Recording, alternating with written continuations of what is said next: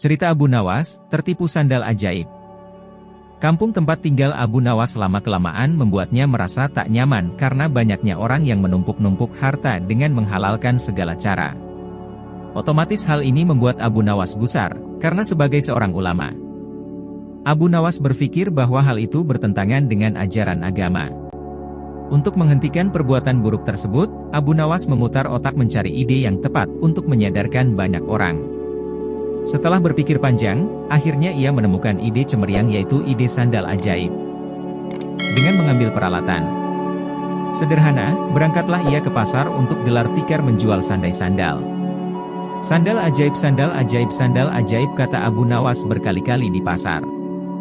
Sesaat kemudian muncullah salah seorang pemuda yang melihat-lihat barang dagangannya.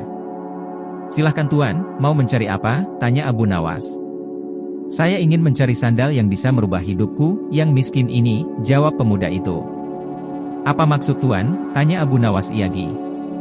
"Saya ini sudah lama hidup miskin dan ingin sekali kaya raya. Saya ingin membeli barang yang bisa memberikan saya keberuntungan," kata pemuda itu. Sejurus kemudian Abu Nawas men salah satu sandal ajaibnya. Ia mengatakan bahwa sandal itu akan membuat penggunanya dari tak punya menjadi orang yang punya.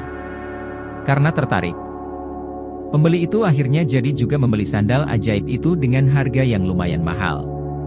Si pemuda langsung saja memakai sandal ajaib itu berkeliling kampung dengan harapan semoga keberuntungan segera berpihak kepadanya.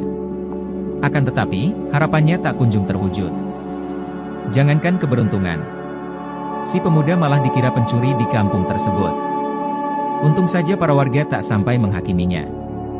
Karena merasa tertipu, pemuda itu kembali lagi menemui Abu Nawas untuk protes. "Assalamualaikum," sapa pemuda itu. "Waalaikumsalam, ternyata tuan.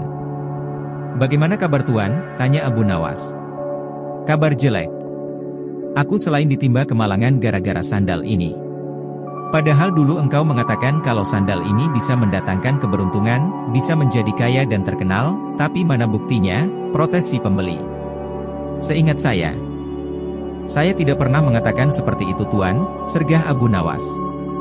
"Saya hanya mengatakan bahwa bila tuan pada mulanya orang yang tidak punya, maka dengan membeli sandal ini tuan akan menjadi orang yang punya. Buktinya sekarang tuan sudah memiliki sandal ajaib ini," kata Abu Nawas. Begitu mendengar penuturan Abu Nawas, pemuda itu hanya bisa diam. Ia menyadari bahwa dirinya sedang salah tafsir. "Lalu mengapa engkau mengatakan bahwa sandal ini ajaib?" tanya pembeli. "Karena merek sandal ini adalah ajaib, sandal ajaib," jawab Abu Nawas. Akhirnya pemuda itu pergi begitu saja tanpa sepatah kata pun. "Tunggu tuan, saya ingin mengatakan sesuatu kepada tuan. Mungkin saja akan ada manfaatnya," kata Abu Nawas. "Jangan percaya kepada barang ajaib. Karena percaya pada sesuatu selain Tuhan bisa membuat kita syirik dan akan mendapatkan kesusahan di dunia dan akhirat kelak. Buktinya sebagaimana yang Tuan alami ini, oleh karena itu, segeralah bertobat kepada Tuhan," kata Abu Nawas.